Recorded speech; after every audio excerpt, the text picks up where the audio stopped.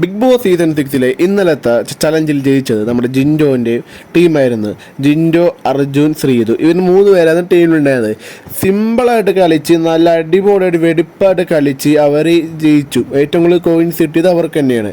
അപ്പോൾ ഇന്നലത്തെ ചലഞ്ച് കൊണ്ട് ചോദിച്ചു ആ സെയിം പാറ്റേൺ തന്നെയാണ് അവർ ഇന്നും കൊണ്ടുവന്നിരിക്കുന്നത്.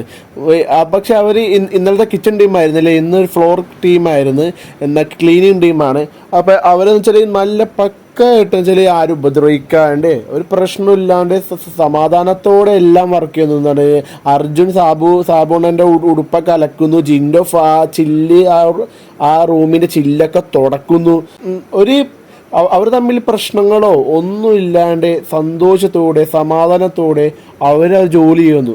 പക്ഷെ മറ്റു ടീമുകളാണെങ്കിൽ അവിടെ തല്ലുകൊടുത്തോ അനുസരണം ഇപ്പം ജാസ്മിൻ എന്താ അനുസരിക്കണം പോലും ഇല്ല.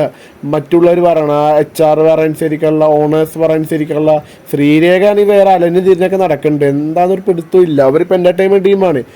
പക്ഷെ ഇവരുടെ ടീം വെച്ച് നോക്കുമ്പോൾ, ജിൻഡോയുടെ ടീം വെച്ച് നോക്കുമ്പോൾ എന്ത് രസമായിട്ടാണ് ചെയ്യണത്. ഒന്നാമത് ഈ ഹോട്ടൽ ടാസ്ക് എന്ന് പറയുമ്പോൾ നമുക്ക് ഏറ്റവും കൂടുതൽ വേണ്ട പേഷ്യൻസാണ്. നമ്മുടെ ക്ഷമ നല്ലപോലെ പരീക്ഷിക്കുക. അവർ നമ്മൾ ക്ഷമിച്ച് നിൽക്കുക, ദേഷ്യം കൺട്രോൾ. ഇപ്പം എന്താണ് ഇവിടെ ഗസ്റ്റായിട്ട് വന്നേക്കാൻ പുറത്തുനിന്ന് ഒരാളാണ്. എന്താണ് ഈ സീസൺ 2 ഗസ്റ്റായിട്ട് വന്നേക്കണ ആ വീട്ടിൻ്റെ ഉള്ളിലുള്ള ഒരാളാണ്. കഴിഞ്ഞ സീസൺ 2 രജിത് സാറായിരുന്നു വന്നത്. സീസൺ 2 വന്നത്.